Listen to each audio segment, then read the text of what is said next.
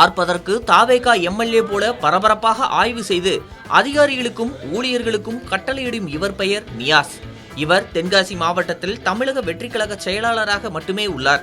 இந்த நிலையில் கடையநல்லூர் அம்மா உணவகத்தில் தனது ஆதரவாளர்களோடும் கேமராமேன்களோடும் சென்று ஆய்வு செய்தது போல வீடியோ எடுத்து ரீல்ஸ் வெளியிட்டு சமூக வலைதளங்களில் கடும் விமர்சனத்திற்கு உள்ளாகியுள்ளார்.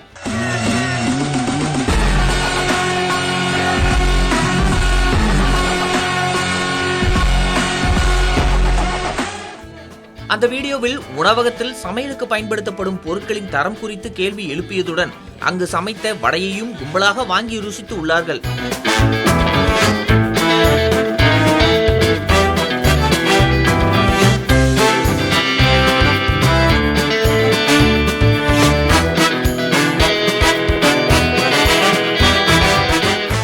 மேலும் அங்கிருந்த தண்ணீர் தொட்டியிலிருந்து தண்ணீரை எடுத்துக்கொண்டு நகராட்சி ஆணையரிடம் விளக்கம் கேட்பது போன்ற காட்சிகளும் இடம்பெற்றுள்ளன.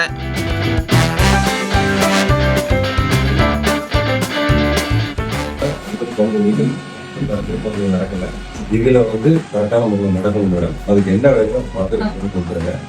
வாரத்துக்கு எல்லாருமே இதற்கெல்லாம் மேலாக அவருடன் அழைத்து வந்த மொபைல் கேமராமேன் வளைத்து எடுத்த வீடியோவை முதல்வர் விஜய் நடித்த படங்களின் மாஸ் பிஜிஎம்ஐ வைத்து எடிட் செய்து ரீல்ஸ் வீடியோவாக வெளியிட்டுள்ளார்.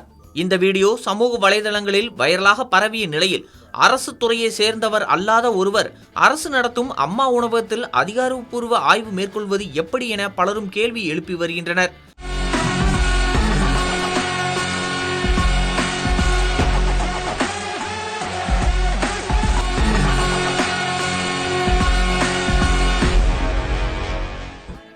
மேலும் இது வெறும் சமூக வலைதள கவனம் பெறுவதற்கான நடவடிக்கை எனவும் சிலர் விமர்சித்து வருகின்றனர். இதனிடையே பொதுமக்கள் நலன் கருதி பிரச்சனைகளை வெளிக்கொண்டு வந்ததாக நியாஸ் தரப்பினர் விளக்கம் அளித்தாலும் அதிகாரப்பூர்வ அனுமதி இல்லாமல் இவ்வாறு செயல்படுவது சர்ச்சையை ஏற்படுத்தியுள்ளது.